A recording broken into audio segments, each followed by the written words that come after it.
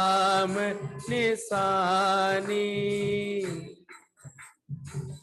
दीनी नाम निशानी। हंसा पहुँचे सुख सागर में, हंसा पहुँचे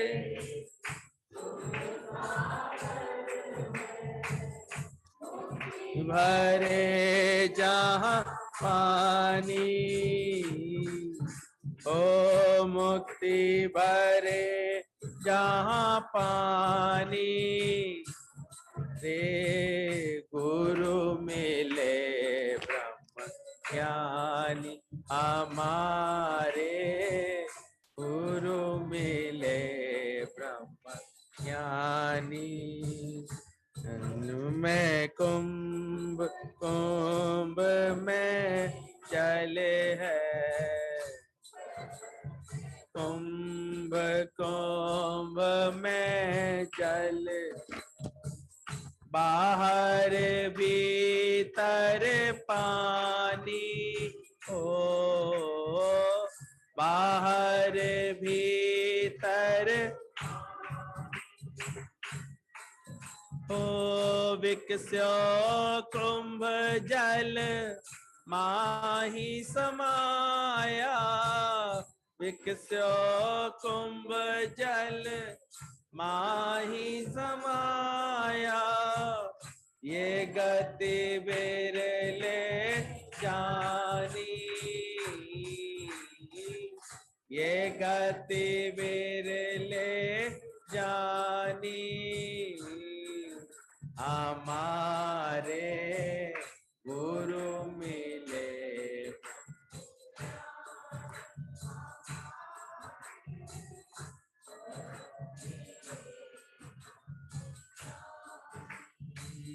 है अथाह थाह संतन में, है अथाह थाह संतन में। दरिया लहर समानी, दरिया लहर समानी। दीवर जाल डाल क्या कर से, दीवर जाल डाल मीन पे गले भई पानी।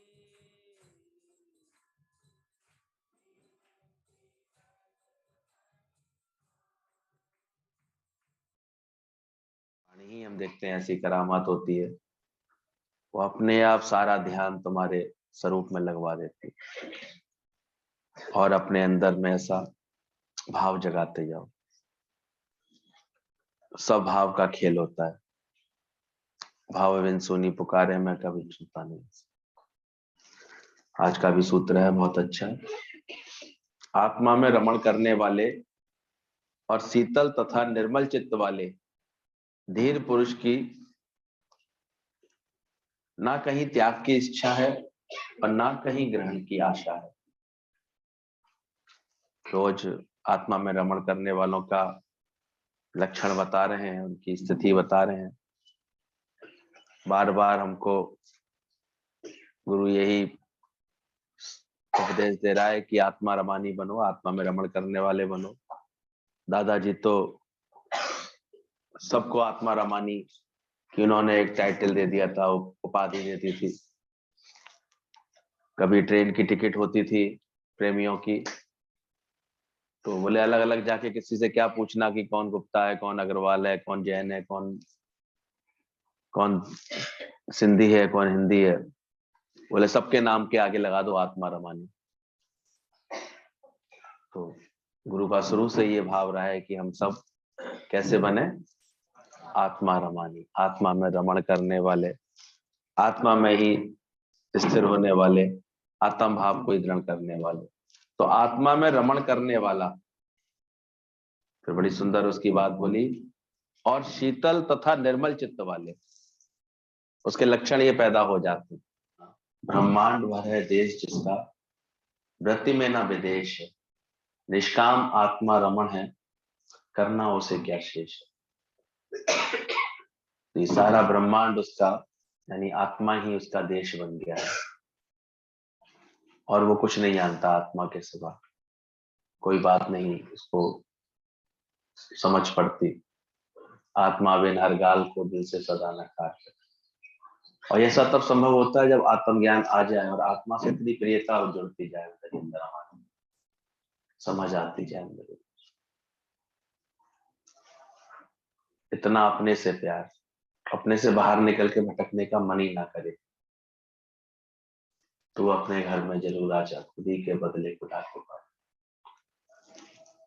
ऐसा अभ्यास करेंगे तो जरूर सफलता मिलती है। आत्मा में रमण करने वाले और शीतल तथा निर्मल चित्त वाले धीर पुरुष, ये लक्षण उसके अंदर होते हैं। उसका भाव शीतल होता है, उसकी वाणी, उसका प्रभाव। आज हम लोग महसूस करते थे गुरु जी के निकट एक अद्भुत शांति। आज तक भी देखते हैं उस स्थान के वाइब्रेशन इतने शीतल हो गए हैं, कोई मन के अंदर उद्वेग आवेग नहीं आते।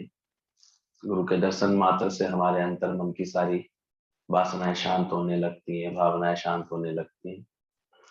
भीतर ही इतना मजा आता है, उस मजे को छोड़ करके बाहर कहीं भटकने का जरूरत ही ना लगे। बस सहज इंद्रियों के सारे द्वार बंद होने लगते हैं।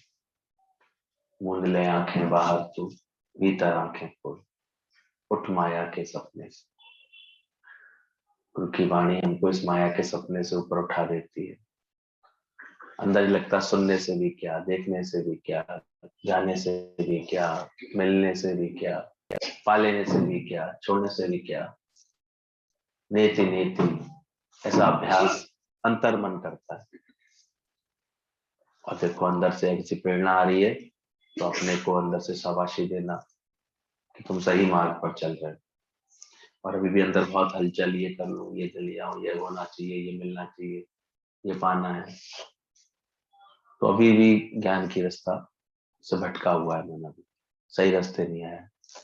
नहीं तो इसके लिए बोला गया है जो आत्मा में रमण करने वाला है वो शीतल है, निर्मल चित्त वाला है। ऐसे धीर पुरुष की ना कहीं त्याग की इच्छा है, ना कहीं ग्रहण की इच्छा है। उसका सब शांत होता जाता है, मन शीतल हो जाता है, क्योंकि वो कामना से और अहंकार से शून्य होता जाता है। उसका जीवन ऐसे अंदर होता चला जाता है, शांत होता चला जाता है। और ऐसा अंदर से शीतल होता है कि भले ही कैसा भी कोई कुसंग मिल जाए उसको, कैसे भी लोग मिल जाए, वो उसको शीतलता दे देता है। चंदन विष व्यापे नहीं, चाहे लपटत रहत भुजन। उल्टा उन विषधर सांपों को भी क्या कर देता है, शीतलता देता है। कल भी हम लोग क्राइस्ट के जीवन की बातों को अभ्यास कर रहे थे, समझ रहे थे। जिसके पास भी ज्ञान का नियम होता है, ज्ञान की समझ होती है, बहुत शांति आनी चाहिए उसके अंदर। तो कटोरा गुरु पहले ही दिन से निकाल के फेंक देता है, मांगो वाला, इच्छा वाला, चाहना वाला, कामना खत्म। अहंकार को भी ज्ञान सुना सुना करके शांत कर देता, मिटा देता है। क्या मांगो, क्या बनना। रोज सुनाता है गुरु, माँ बनोगी तो मेहताबी की तरह चलोगी, पत्नी बनोगी तो तनी रहोगी, पति बनोगे तो चाय की पत्ती की तरह खोलते रहोगे। तो क्यों बने, तो बनना ही तो अज्ञान बड़ा। ये वचन है, इसका असर आना चाहिए हमारे ऊपर। अंदर देखना, संत के संग से भी बोला गया निंदक भी तर जाते हैं। खराब प्रकृति के लोग भी तुम्हारे साथ आकर के आनंद ले सके, ऐसी प्रकृति होती। हम कोई सब बहुत बहुत अच्छे थोड़ी थे, लेकिन बस उनके निकट पहुंचे, गुरु के निकट पहुंचे, उनका रंग लगना शुरू हो गया, उनकी शांति भाने लगी, उनका आनंद भाने लगा, रंगने लगे। कुछ अलग था ना रंग गुरु का, तभी तो हम लोग वहां पहुंचे तो एकदम से रंगने लगे। कोई संसार वालों की तरह ही रहते तो फिर तो कुछ अपने को अलग करो, शांत करो अंदर से। तुम्हारे अंदर भी ऐसे आत्मा में रमण करने का भाव आता रहे अंदर से। बोला वाणी भी ऐसी मिठास से भरी हो जाए, मीठी, मीठा मीठा सबसे बोले, प्रेम रस अपने में घोले। दुर्वासा अपने आप में एक्सेप्शन लगते हैं, लेकिन चूंकि उनका क्रोध जगत के कल्याण के लिए होता था, अपने शिष्य को कोई मार्ग दिखाने के लिए या उसके लिए होता था। ये तो प्राय देखो ज्यादातर जितने भी अच्छे संत होंगे, वह अंदर में उनके चित्त शांत होगा, वाणी मीठी होगी, क्योंकि क्या लेना देना उन्हें, क्यों किसी की बुरा लगे, क्योंकि कामना है नहीं, किसी से चाहना है नहीं, तो क्यों करें चंड छाड़ हुआ ऐसे। उनकी तो खुद की प्रकृति इतनी शीतल हो जाती है, उनके निकट आकर के दूसरा अपनी बुराई। अब गंगा अपने आप ही, गंगा के निकट आते आते वो हर हर गंगे अपने आप ही करने लगता है। अब देखा करो कैसा भी पापी है, गंगा के निकट आके क्या करने लगता है। तो यहाँ तो हो ही जाता है, अच्छा निर्मल हो जाता है। बोले मैं कैसे खराब देखूं, अभी दादा ने बोला ना, मुझे आवश्यकता ही नहीं है किसी को भी ऐसे खराब देखने की या अज्ञानी देखने की या ऐसा देखने की। वो खुद ही अपने भाव को बदलने के लिए तैयार हो जाता है, धीरे धीरे बदल लेता है। तो अंदर देखना उसकी वाणी जो है ऐसे मीठी होगी, चेष्टाएं सारी और मिठास भरी होंगी, उसका आचरण सबको सुख देने वाला बनेगा, अपने प्रेम देने वाला। ईश्वरी प्रेम में इतनी ताकत होती है, क्योंकि ईश्वर के सिवा कुछ और है भी नहीं। कहाँ है परमात्मा के सिवा? कोई जगह ना तुझसे खाली है तो व्यापक डालेगा। तो अभ्यास करो। हालांकि ये जो दिन चल रहे हैं हमारे पूरे साल की, हमको ऐसा कर लेना चाहिए, इसकी भी खोजना कर लेनी चाहिए कि कौन कौन सी बातों पर हमने अमल और बढ़ा लिया, पक्की कर ली कि नहीं बातें, अंदर में और शांति भरी है, स्थिरता आई है कि नहीं अंदर में, अभी भी छोटी मोटी उठापटक में मन हमारा विचलित तो नहीं होता, शांत रहता है कि नहीं रहता। इस सब रोज अभ्यास करो, देखो अपने में ध्यान लगा। और मन अपने ते बुरा मिटाना तो दिखे सकल सृष्टि साजना। सारी सृष्टि तुम्हें इस साजन का रूप दिखाई देगी, परमात्मा का रूप दिखाई देगी। अज्ञानी धन पद स्त्री पुत्रादि यश मान सम्मान पद प्रतिष्ठा आदि में रमण करता है, और ज्ञानी किस में रमण करता है? वो अपनी आत्मा में रमण करता है। ये अज्ञानी की पहचान बताई गई है कि अज्ञानी रमण करेगा धन में, पद में, स्त्री में, पुत्र आदि, यश मान, उसके पास यही चर्चा है, इन्हीं का बात है, इन्हीं बातों में मन होगा, इन्हीं की व्याख्या होगी। सारे तो इसलिए बड़बड़ करने की उसकी आदत पड़ जाती है, सारे बोले बिना रह नहीं पाता है। वो बोलने में ही अपना सब समझता है कि मेरी बात भलाई है, बोले नहीं, कहे नहीं, टोके नहीं, समझाए नहीं, ऐसे ऐसे ऐसे उसके भाव आते रहेंगे उसमें। तो अज्ञानी की धन में, पद में, स्त्री, पुत्रादि, यश, मान, सम्मान में, इसमें उसकी रमण करता है उसका मन, इन्हीं में सुख आनंद की अनुभूति करता है। और ये सुख दूसरे से मिलने वाले सुख है, इसलिए उसका चित्त भटक जाता है। और दूसरे के अधीन है जो सुख हमारे, वो तो कभी भी कम ज्यादा हो जाते हैं। आज ढंग से बात करी किसी ने, अच्छा लगने लगा, सुखी हो गए। अब उसकी मर्जी, कल उसका मूड ठीक नहीं है, क्या कर लोगे भाई? देखो मैं गया, मैंने राधे राधे बोली, उसने मुझे मेरे को जवाब नहीं दिया। अरे भाई ध्यान कहीं और हुआ, सुन भी नहीं पाया हुआ बेचारा, तुमने तो जो है उसके लिए बुराई पाल ली 2 मिनट के अंदर, क्योंकि तुमने एक सुख मान लिया, उसके अधीन हो गए तुम कि हम इससे ऐसा करेंगे तो ये हमको ऐसा करेगा। हमने तो हमेशा किया है, इनको भी करना चाहिए, एक इच्छा पाल ली। तो तुम्हारी अशांति, तो तुम्हारी शांति बार बार फिटेगी, अशांति बार बार बन जाएगी तुम्हारे अंदर। तो चेक करो अपने आप को, तुम्हारे अंदर क्यों किसी को लेकर के कोई बात आए, ख्याल आए, शांत करो इतना अपने आप। तुरंत पहचानो कोई किसी न किसी इच्छा ने, नामराद इच्छा ने तुमको भ्रमित किया होगा, तुमको दुखी किया होगा, मन चला होगा तो किसी में भी क्यों। इसलिए वहीं से 20 नाखूनों का जोर लगा करके अपने अंदर की इच्छा को मिटाते चलो, उसको हटाते चलो। वो मिटनी चाहिए तुम्हारे अंदर।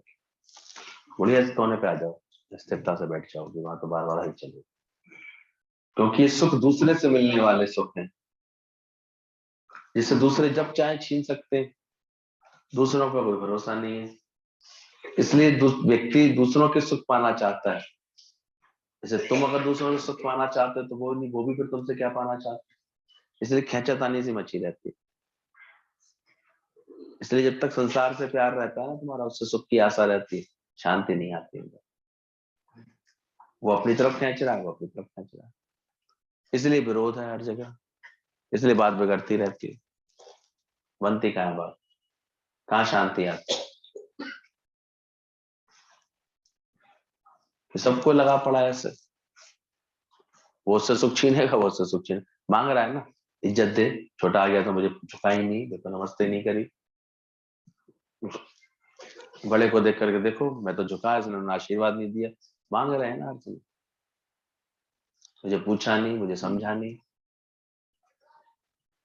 ये सब चीजें हैं मांगते हैं। कभी पद से, कभी धन से, कभी श्री प्रसाद से। तो जब तक ये खींचातानी चलती रहती है, सुख कैसे मिले? सुख तो कहीं और है। जब गुरु के निकट आए, वो शिष्य आया, बोले कि आप क्या बात समझाना चाहते हैं? मैं सत्संग में 2-4 दिन से आ रहा हूँ, अच्छा तो मुझे लग रहा है, पर आप आखिर बताना क्या चाहते? तो गुरु ने कहा कि जाओ, जा करके तुम उधर बाहर दरवाजे के बाहर जाओ, उधर खिड़की के पास ऐसी वहां थी बालकनी थी, उसमें जाकर के बाहर देखो क्या दिखाई दे रहा है तुम। तो उसने देखा तो उसमें बहुत नीचे गाड़ियों का शोर था, आवाजें आ रही थी, लोग चहल पहल थी। बोले क्या देखा और क्या सुना? बोले देखा तो बहुत नजारे, लेकिन कुछ सुन सुन के समझ में ही नहीं आया, इतनी आवाजें थी, इतना सब कुछ था। बोले ठीक है।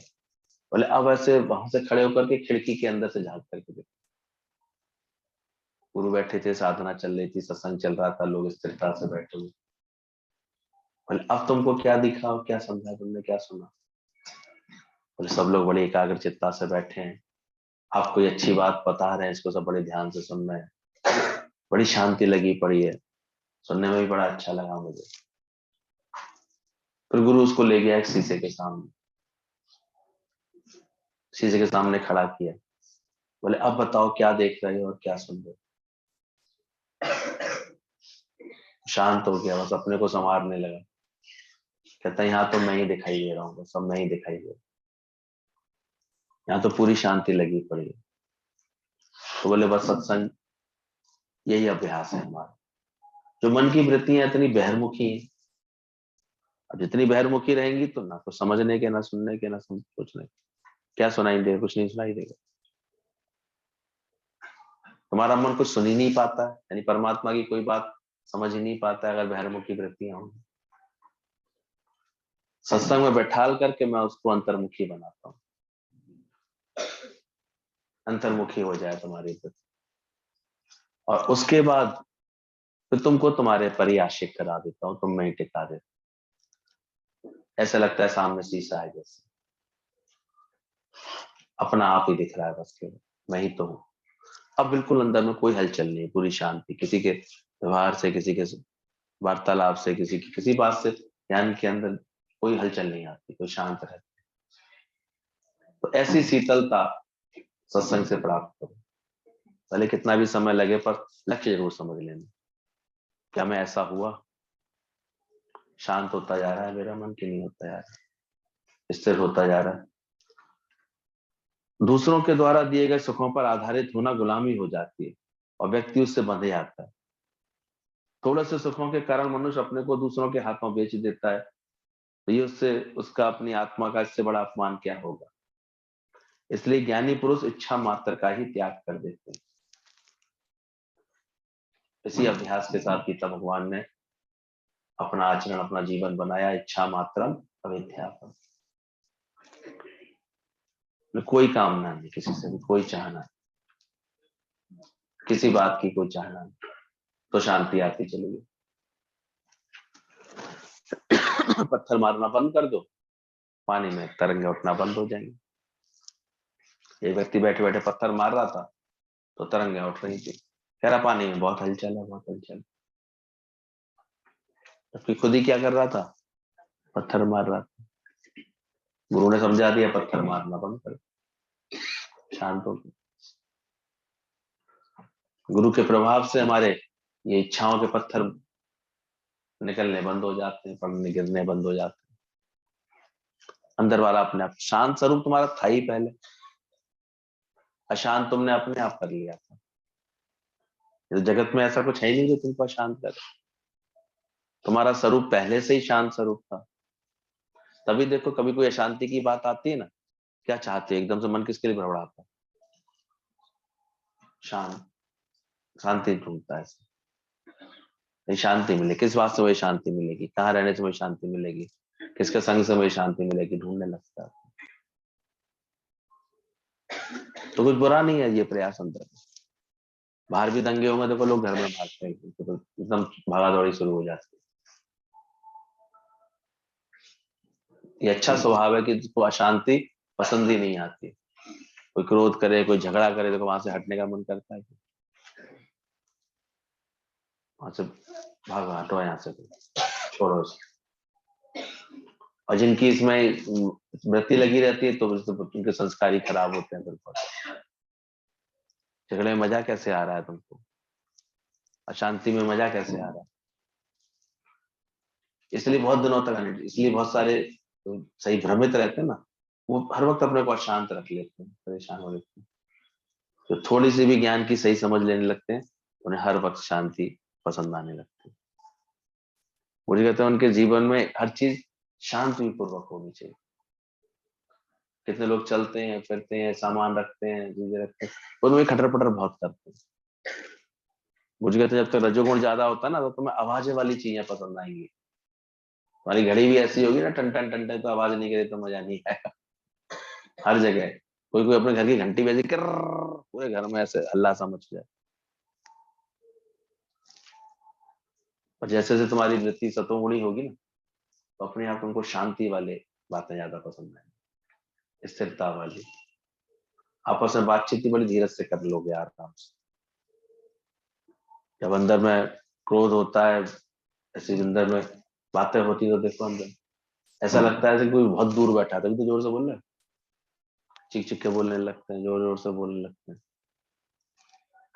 कारण क्या है, तो दिल से हो गया, बहुत दूर हुआ, तो लगता है आज ही समझा दूं, अभी समझा दूं, आज ही समझना चाहिए। तो क्रोध में आदमी जोर से बोलता है, और क्रोधी व्यक्ति को फिर कैसे, कहा से कोढ़ना, उसको जलन सड़न अंदर पैदा होती, राह से रुलना और धा से धिक्कार, ये तीन चीजें बहुत मिलती हैं। इसलिए क्रोध को सबसे पहले जीतने के लिए बोला गया है सत्संग आने के लिए। और आराम भी उन्हीं को सबसे जल्दी मिलता है जो अपने क्रोध को जीत लेते हैं। और शुरू में सबसे पहले खत्म भी क्रोध ही दिखाई देता है, लेकिन वो भी पूरी तरह खत्म नहीं होता, क्योंकि उसका बाप इच्छा भी जिंदा है। कामना में फिर विघ्न पड़ता है, फिर क्रोध, फिर कामना में विघ्न पड़ता है, फिर क्रोध। लेकिन जो अभ्यास में लगे रहते हैं वो इस क्रोध को जरूर अंदर से जीतते रहते हैं। गुरु के पास से आता था तो अभ्यास कर रहा था, कहता गुरुजी मैंने सत्संग का अभ्यास किया है अच्छे से। गुरु जी कहा ठीक है, कल गुरु पूर्णिमा का दिन है, मैं तेरी परीक्षा लूंगा। तो आ रहा था, आना दीक्षा दूंगा तेरे को, बड़ी खुशी से आ रहा था। लेकिन गुरु ने एक इशारा कर दिया था एक झाड़ू वाली को, बोले जैसे ये आए तो जरा धूल उड़ा देना थोड़ी सी। अब उसने झाड़ू ऐसे चलाई कि धूल उड़ के उसको ऊपर पड़ी। वो तो भूल गया सब रहा सत्संग वत्संग।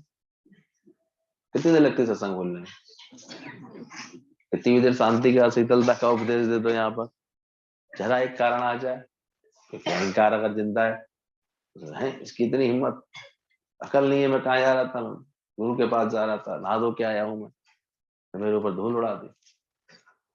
क्रोध में उसने दो चार गलत शब्द बोल दिए। गुरु सब ऑब्जर्व कर रहे थे, बोले भी बेटे अभ्यास की बहुत कमी है।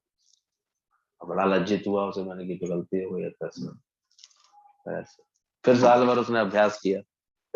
गुरु का नियम था, गुरु पूर्णिमा वाले दिन ही वो उसको सर्टिफाइड करते थे कि हाँ तुम्हारे जीवन में कुछ हुआ। यहाँ तो 2-4 दिन बैठते नहीं है, पर जल्दी सर्टिफिकेट चाहिए सबको। और अब तो जरूरत भी नहीं है सर्टिफिकेट की, अपने मन से दे देते हैं। सुन तो लिया, समझ तो लिया, ऐसा हो तो गया, फायदा तो फिर सर्टिफिकेट मिलना चाहिए यूनिवर्सिटी के डीन से, उससे मिलना चाहिए। ये तो अपने आप ही गुरु जी कहते सनद नामे दिए जाते हैं, अपने आप को खामा हम बहुत अच्छे हो गए, हम तो बहुत अच्छे। हम बहुत अच्छे कैसे हो गए, ये तो ख्याल भी नहीं आना चाहिए। आपस को जो कछु ना जनावे, सोई पंडित फिर जुड़ ना पावे। तो जैसा भी हूँ गुरु का हूं, गुरु जाने, ऐसे भाव रहने चाहिए, इतने अंदर से निमाड़ापन रहना चाहिए, इतनी नम्रता आनी चाहिए अंदर से।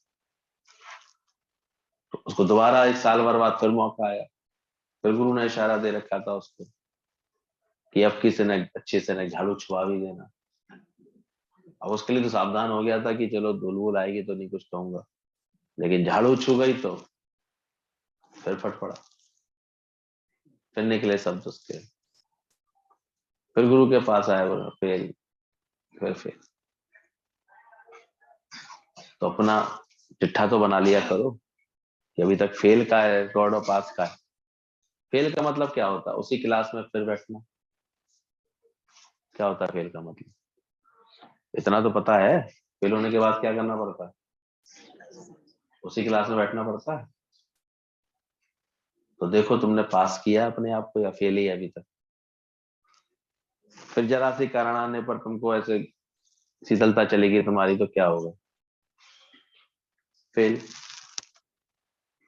शब्द लग गए, बातें लग गई, कितने अभ्यास की जरूरत होती है। इसलिए बारंबार अभ्यास बोला को, लगातार अभ्यास करो इसको, इस विकार को जीतने की बिल्कुल कोशिश करो, अपने अंदर के मन को ऐसे बदलने की कोशिश करो। वाणी मिठास वाली हो जाए, आचरण तुम्हारी मिठास वाली।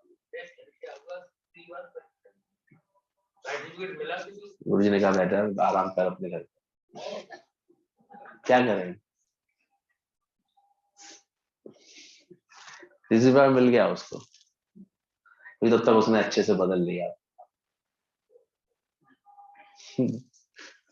बहुत उत्सुकता पैदा हुई, फिर क्या हुआ, फिर तो तुम जब शांत हो जाओगे तो फिर अपने आप, ये थोड़ी अभ्यास का भी तो असर आता ही है, ऐसी बात नहीं। करत करत अभ्यास के जड़ मत उपसुजा, करते करते फिर उसको रोज अभ्यास करता था क्रोध के ऊपर। तो एक एक विकार के ऊपर जब हम अभ्यास करते हैं तो जरूर उसका फर्क पड़ता ही पड़ता है। तो हर बात में जो है हम अपने चित्त को स्थिर कर लें, शांत कर लें। रावण को मंदोदरी ने यही शिक्षा दी थी कि तुम जो कर क्या रहे हो, तुम इतने व्याकुल हो सीता को पाने के लिए, से करने के लिए, तो तुम्हें तो हर तरह की तुम्हारे पास क्षमता है, तुम रूप भेष बदल लेते हो हर तरह का, क्यों नहीं तुम राम का ही रूप रख लो, राम का रूप रख करके चले जाओ उसके पास। इतने जो है रोज रोज तरह तरह से उसको डरा रहे हो, सता रहे हो और ऐसे काम कर रहे हो, उससे अच्छा तो क्या है राम का रूप रख के चले जाओ। तो हंसने लगा, बोले तो मूर्ख की मूर्ख रहेगी। बोले इसमें क्या बात हुई, मैंने सही बात तो बोली। बोले तू नहीं जानती, बोले क्या, मैं राम को पहचानता नहीं हूँ क्या, राम का रूप रखने के बाद कोई कामना रहेगी मेरे अंदर, रह पाएगी कोई कामना मेरे अंदर। रावण तक जानता था राम के रूप में इतना प्रभाव कि अगर मैंने वो रूप रखा तो फिर मेरे अंदर में कोई काम नहीं मिलेगी, जहां राम नहीं काम। हमको इतना विश्वास है अगर सत्संगी हम बनेंगे, सत्संग हमारा धारण करेंगे तो मेरे चित्त में कोई कामना नहीं रहेगी। इसके लिए जो रागी है, ऐसी तत्परता है, ऐसा शौक है अंदर से कि अभी तक रावण ही बने रहना चाहते। ये चेक करना चाहिए खुद के ऊपर कि हम करते क्या रहते हैं, चलते कैसे। जब ज्ञान समझ में आ जाएगा तो अपने आप ही फिर जैसे कर्म करते हैं वैसा फिर फल दिखता है। बाहर से भले ही संत के चोले में था, लेकिन क्या कर रहा था वो, वैश्या के पत्थर गिन रहा। और उधर वैश्या भले ही कर्म से ऐसे थी, कोई ऐसा संस्कार था उसके जीवन का कि उसको वैश्यावृत्ति करनी पड़ती थी, लेकिन वो फिर भी संत को देख देख करके क्या करती थी, वो गिलानी से भर करके अंदर से संत को देख करके कहती थी काश मेरा जीवन भी ऐसा हो जाए, मेरा भी चित्त परमात्मा में लगे। वो भक्ति में डूबती थी, भगवान को याद करती थी उसके। एक ही दिन में अगर शरीर शांत होने पर तो संत को लेने के लिए आए यमदूत और उसको लेने के आए परमात्मा के दूत। संत कहता उधर जाओ, मैं इधर उल्टा हो गया, गलती हो गई, यमदूतों को तो वहां जाना है। यमदूतों ने करना, उसके अंदर के भाव हमने देखे, वो अंत में भी परमात्मा के सिमरन में। और तुम रोज पत्थर गिन गिन करके तुमने इतने कर्म बना लिए, हम करते क्या रहते, अंदर मन हमारा है कैसा। अली जी ने इतना अच्छा बताया कि कैसे एक व्यक्ति था, पेंटर था, तो वो चित्र बना रहा था, तो कोई आया दूसरा, उसे किसी बात से उससे द्वेष था, तो आते ही वो उसको भला बुरा उल्टा सीधा कहने लगा। तो शांत रहा बहुत देर तक तो उससे। फिर जब वो बहुत भला बुरा कह के चला गया, अब वो क्राइस्ट का चित्र बना रहा था, तो वो रोका और रख करके कलम वहीं पर, ऐसे पेंटिंग का ब्रश वहीं रख करके उसके पास गया। बोले अभी आपको इतना गलत व्यवहार करके गया है ये व्यक्ति, आप इसके पास क्यों जा रहे हैं। वो गया उसके पास और उससे माफी मांगने लगा। तो माफी क्यों मांग रहे, गलती तो उसने की थी, गालियां उसने दी थी। बोले नहीं, मुझे माफी मांगनी है क्योंकि क्राइस्ट का चित्र मुझे बना। शुरू में तो मैं शांत रहा, लेकिन जब इसने इतना बोल दिया तो मेरा चित्त क्या हो गया, हलचल में आ गया, विचलित हो गया। तो मेरा ही तो क्राइस्ट नहीं अच्छा बन पा रहा, इसलिए मुझे इससे माफी मांग लेनी चाहिए। जो अभ्यास करते हैं वो ऐसा अपने चित्त को बनाते हैं, वो इतना अंदर से पक्का कराते हैं अपने मन को कि शांत किसको करना है, अपने मन को शांत कर, कि मुझे अपनी माफी मांग करके मैं अपने को शांत, तभी तो मेरा क्राइस्ट बनता। तो अपना जीवन बनाने का जब शौक होगा तो किस बात का ध्यान रहेंगे, बदला लेने पर अपने को बदल लेंगे। तो बदला ना लो, स्वयं को बदल डालो। गुरु मिलता है तो ये सही समझ हमको दे देता है। तभी तो कल बात सुनी ना, क्राइस्ट ने क्या बोला, वो पत्थर मारे जिसने पाप ना किया। कोई निकला ही नहीं फिर तो उसके बाद। तो क्यों हम किसी के दोष देखें, क्यों गलतियां गिने। अभी पूछो अपने आप से, क्या ये सब चीजें छूट गई, साल पर साल तो बदल गए, 21 से फिर 22 होने की नंबर आ गया।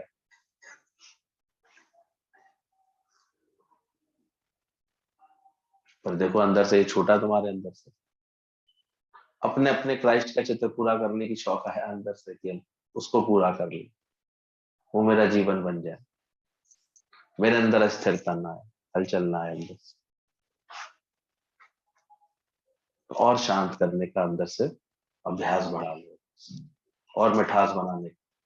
बोले नम्रता जिसके अंदर में लाने का शौक हो जाता ना, जैसे नम्रता के लिए दादाजी ने बोला नम्रता वाला ना मरता, उसके अंदर इतनी हमेशा ये गुण रहना चाहिए। तो नम्रता वाला हमेशा किसी की कड़वी बात का भी कैसे उत्तर दे, मिठास के साथ उत्तर दे, ऐसी उसकी एक आदत बनेगी फिर। तो सेवक के लिए क्या धर्म बताया, भोला जी, भोला जी। ऐसे रिएक्शन तुम्हारे निकल के आएंगे भोला जी भला जी वाले, तो हर जगह बात बनाया होगा, हर एक के साथ तुम्हारी बात। और सबसे अच्छी तो अपनी कृपा, अपना क्राइस्ट का चित्र सही बनता रहे।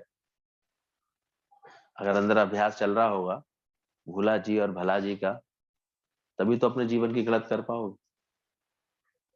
लेकिन मन तो अहंकार कहेगा ऐसे तो हम बिल्कुल ही, ऐसे तो हमें बिल्कुल ही खराब कर देंगे, ऐसे तो हमें कुछ नहीं समझाएंगे, ऐसे तो हमें ऐसे कर, ऐसे करोगे तो उल्टे उलझ जाओगे। जबकि क्या बोला गया, भोला जी भला जी, बात वही की वही खत्म हो जाती। कुछ सीखने को ही मिल जाता है। धीरज से किसी के वचन सुन लोगे तो वचन तुम्हारे लिए शिक्षा का शास्त्र बन जाएंगे। हो सकता है कुछ अच्छी क्वालिटी तुम्हारे जीवन में पैदा कर, कोई और कार्य की कुशलता तुम्हारे अंदर पैदा कर, कर्म की कुशलता, बहुत सारी चीज हमें सब सब आता थोड़ी है। इसलिए हमेशा सीखने की खिड़की खुली रखो, और उसके लिए नम्रता का गुण होना बहुत जरूरी है। तभी तो हम किसी की कड़वी बात का क्या जवाब दे पाएंगे, मिठास से भरे रहेंगे। ये तो जहां किसी की कड़वी बात, किसी ने कुछ बोली, किसी ने कुछ ऐसे करके बोला, डांट के बोला, ऐसे करके बोला, तो एकदम से कुंद हो जाएंगे, सीख नहीं पाएंगे। तो गुरु धीरे धीरे हमारे जीवन में ऐसी नम्रता डालता है कि तुम ऐसे बनो, अंदर से मिठास वाले बनो, अच्छे वाले बनो। नम्रता इसके आचरण में होगी, जीवन में आएगी, ये सिर्फ गुण के अंदर होगी। क्रोध करके अवसर पर वो चुप रहेगा। तो दुनिया में क्रोध करने के कारण होंगे ना, वहां पर वो बड़े शांत रह जाएगा, चुप रहेगा। क्या हुआ, बोला तो क्या हुआ, कह दिया तो क्या हुआ, ऐसे करके व्यवहार होगा उसका। तो क्या उसके आचरण में क्या आ गई है, नम्रता आ गई। तो नम्रता वाले के लिए बोला, वो कड़वी बात का मीठा जवाब देता है और क्रोध के अवसर पर चुप रह सकता है बड़े आराम से, क्योंकि उसको अपना अभ्यास करना है, अपना क्राइस्ट का चित्र पूरा करना। मैं क्यों बिगाड़ू दूसरों की गलती की वजह से, इतना झगड़ रहा था, इतना ऐसे बोले आ रहा था, बोले आ रहा था। अब ट्रेन के सफर में, दिन का सफर था, उसने प्यार से रिक्वेस्ट की, भाई सर बोला बैठने दीजिए, तो जगह देख करके बैठ गया वो। लेकिन जो भाई साहब बिल्कुल अपने अहंकार में थे कि मैंने रिजर्वेशन कराया है, वो लगे बोलने के लिए, कल नहीं है, ये नहीं है, हमने 3-3 महीने पहले से रिजर्वेशन कराया है, बैठने के लिए सीट चाहिए, कहीं और जाके देखें, ऐसे कहीं जाने क्या क्या उसको लग रहा था, बोले आ रहा था। लेकिन जिससे बोल रहा था वो बड़े प्रेम आराम से सुनी अनसुनी करके बाहर की तरफ, खिड़की की तरफ देखे जा रहा था। तो किसी से रहा नहीं गया सामने वाले, बोले भाई साहब ये तो गलत बात है, रिजर्वेशन रात का होता है, दिन का थोड़ी होता है, दिन तो बैठने के लिए होती है जगह। ये तो गलत कर रहा है, ऊपर से इतना उल्टा सीधा कह रहा है आपके लिए, और आप कुछ जो है कुछ बोल ही नहीं रहे इसको। तो मुस्कुरा के कहता, मैं अपनी चाबी इन्हें क्यों दूं, मैं इनके हाथों अपनी चाबी क्यों दे दूं। तो नम्रता वाले को ऐसे ये क्वालिटीज आ जाती हैं गुरु का संकल्प, कि मैं क्यों क्रोध में आ जाऊं, मैं क्यों परेशान हो जाऊं। पहले जल्दी जल्दी अपने को ठीक कर लेते हैं, पहले थोड़ा देर से करते, फिर थोड़ा जल्दी जल्दी, बाद में ऐसा लगता है कि अपने आप अभ्यास इतना अच्छा हो गया कि आएगा ही नहीं, फिर तुम्हें क्या आएगा, क्यों आएगा अंदर सोचो। इतनी अंदर से प्रैक्टिस हो जाएगी। जब हिटमी वाला खिलौना होता है उसको हिट करते हैं तो क्या देखो, गिरने के बाद क्या करता है, एकदम से फिर खड़ा हो जाता है, फिर खड़ा हो जाता है, फिर मुस्कुराता रहता है, और फिर उसकी नाक पे क्या लिखा है, हिट मी। तो ऐसे करके वो अपनी इलास्टिसिटी बढ़ाता है, अपनी नम्रता को बढ़ा लेता है, अपने क्राइस्ट को प्रकट कर लेता है, और अपने में हर वक्त आनंद में रहता है। और फिर निश्चित रूप से कोई बात अगर सीखने वाली होती है तो सीख करके उस गुण का पूरा लाभ लेता है अपने जीवन में, उस योग्यता को धारण करता है। आज हम देखते हैं पढ़े लिखे व्यक्ति का काम और अनपढ़ के काम में क्यों इतना अंतर होता है। तो पढ़ाई लिखाई नहीं करी, वो सब नहीं समझी, एक पढ़ा लिखा होता पहले से, उसे अकाउंट की पढ़ाई की हुई है, वो पहले ही जानता है, सब जानता है, तो पहले दिन से बैठा लो, वो आपकी चीजें संभालना शुरू कर देगा। और जिसने अभ्यास नहीं किया है, पढ़ी नहीं है, और ऊपर से अहंकार और है, अब तो बड़ी मुसीबत हो जाएगी, चला सीख ही नहीं पाएगा कुछ, कैसे सीख पाएगा।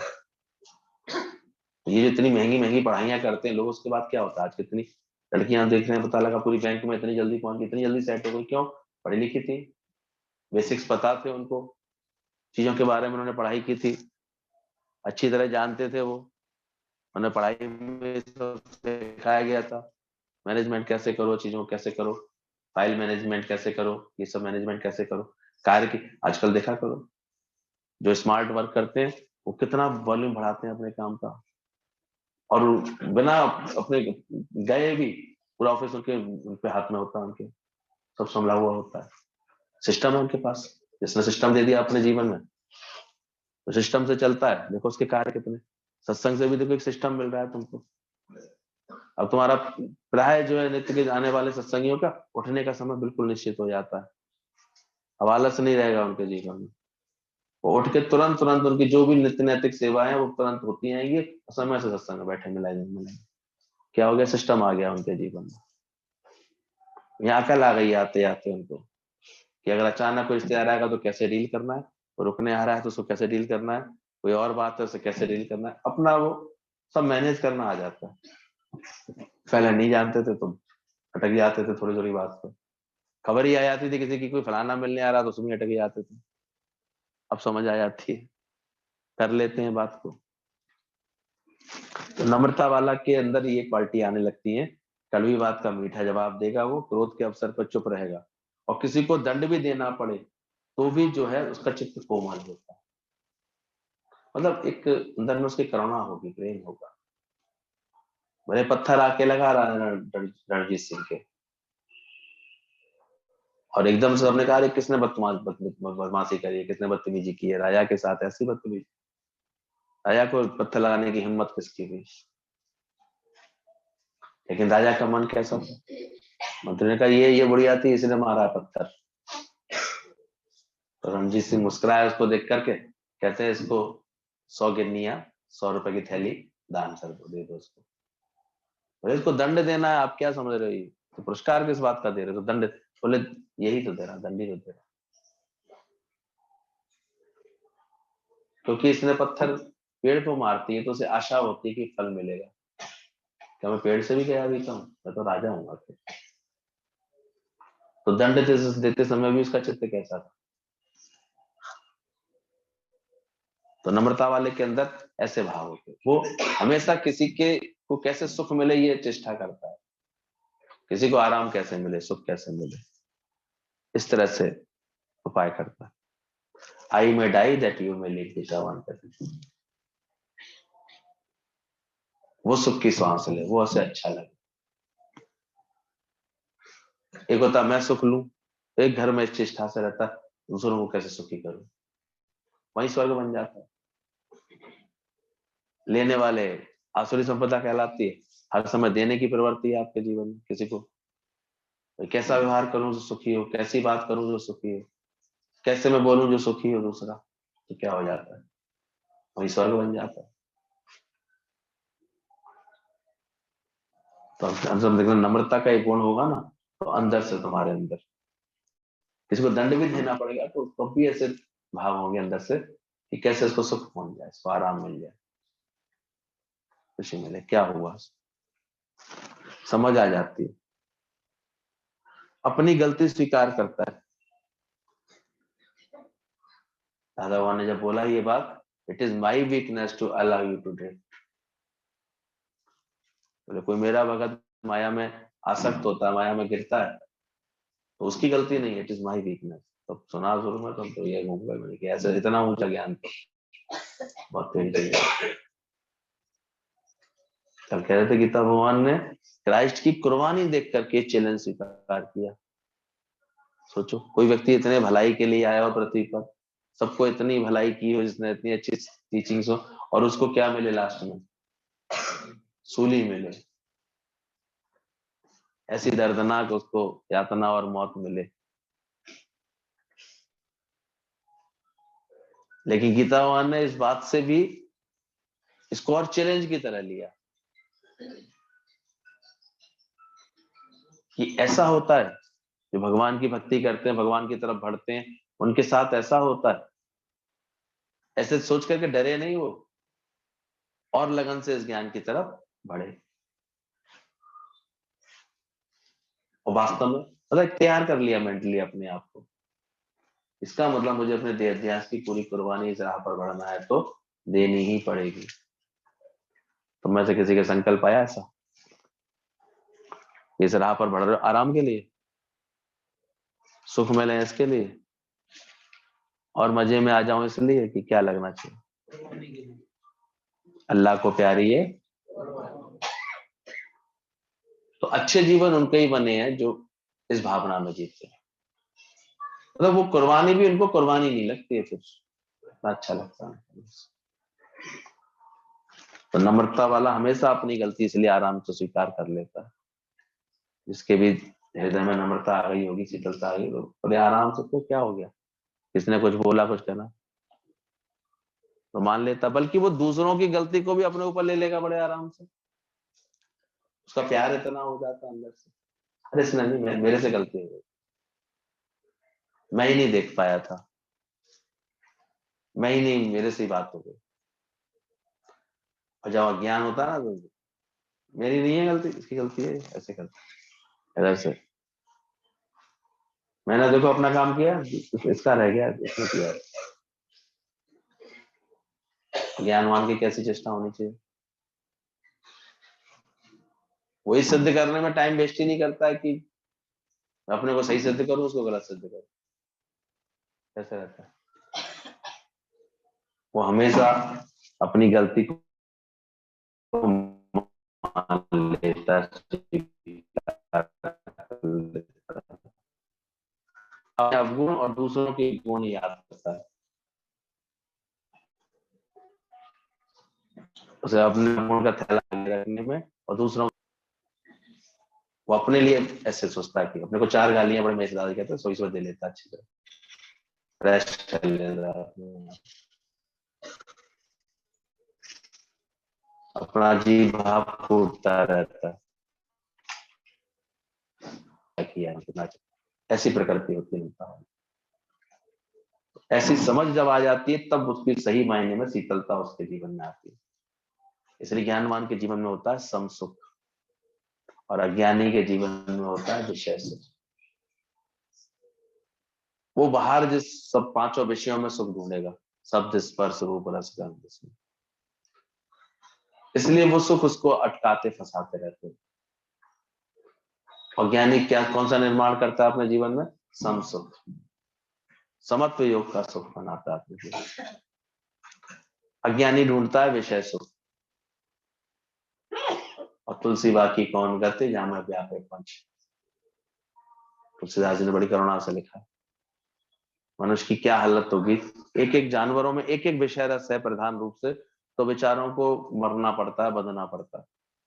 हिरण को कुरंग बजा करके शब्द का विषय रस होता है उसके अंदर, शब्द के उसकी धुन पे वो नाचता है, भूल जाता है, इसलिए उसे पकड़ लिया जाता है। वैसे हिरण को पकड़ना बड़ा मुश्किल है, लेकिन कुरंग बजा करके उसको पकड़ लेते हैं। हाथी को स्पर्श का, इतने बलशाली हाथी को पकड़ने के लिए वो हथनी का गूता बना करके उसको पकड़ लेते हैं। पतंगा रूप पर आशिक होता है, जलती हुई लौ के ऊपर पड़बड़ा के मर जाता। मछली सीख ही नहीं पाती कि दाने की, आटे की गोलियां किसके लिए डाली गई हैं। वो जवान का ऐसा रस है, उसे खाने का ऐसा रस है। अब देखो खाने का रस तो कितना आदमी को परेशान करता है, डॉक्टर मना कर रहा है लेकिन नहीं खा लेगा। जवान का रस तो ऐसा होता है, इसको इतना अटकाता रहता है। भंवरे को गंध, फूल में बंद होकर के मरना पसंद हो जाता है, लेकिन फूल नहीं छोड़ता। भाई शाम हो गई, फूल बंद हो गया तो हट जाओ वहां से कि नहीं। इसलिए गुरु हमको ये आर्ट सिखाता है कि रहो जगत में, लेकिन कैसे किनारे से। उड़ना आता है कि चूहे की तरफ फंस जाओगे तो मरोगे। पंख लो ज्ञान के, ज्ञान और वैराग्य के पंख जमाओ, उड़ो वहां से। तो 5 विषय, विषय रस जो है मारने वाले, फंसाने वाले। इसलिए ज्ञानवान इन विषय रसों से अपना अपना दूर करता है, अपने आप हटा के रखता है, जीतता जाता है अंदर से, और सम सुख में आता जाता है। हर बात में अपना चित्त कैसा रखता है? समत्व, शीतलता में ऐसे रखता है। और ऐसे पुरुष को फिर बाहर की किसी त्याग की और किसी ग्रहण की आवश्यकता नहीं रहती है। वो आत्मा में रमण करने वाला निर्मल चित्त होकर के शाश्वत सुख का उपयोग करता है। वो अंदर से इतना शांत रहता है।